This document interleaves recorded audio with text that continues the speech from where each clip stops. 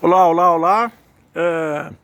Eu sou o Clajá Poeta. Meu nome é Antônio Eustáquio Moreira da Silva, filho de Agenor Moreira da Silva e Clarentina Jacinta Moreira. Minha mãe de Araxá, meu pai de Pará de Minas. Jacinta, Clajá vem de Clarentina Jacinta, minha bendita mãe. Sim, eu sou lindo, maravilhoso e tenho um cachorrinho. Um paradoxo, né? Então, falar em paradoxo, o título desse quadro que vocês estão vendo é uma obra, foi pintada em 2005. Eu acho que uma pintura não deve ser explicada. As pessoas devem analisar o quadro e elas mesmo entenderem do que se trata. Eu acho meio estranho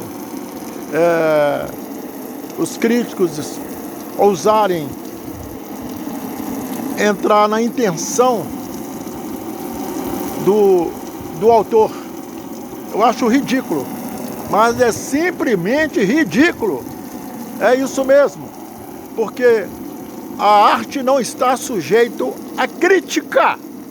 A crítica vem de uma vertente capitalista que visa transformar em lucro o talento de cada um. Seus bandos de... Bom, não sei. Então é isso mesmo. O meu canal não é monetizado.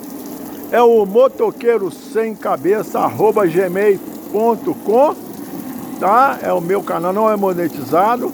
Eu gosto muito do canal calcinha não, short, né?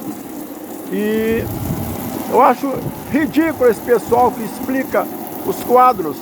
Por exemplo, aqui nós temos a cobra, né? Representando a sabedoria. Opa! Fechou, deu. E eu vou explicar nada não, porque não deu tempo. Não deu tempo, tá fechando aqui.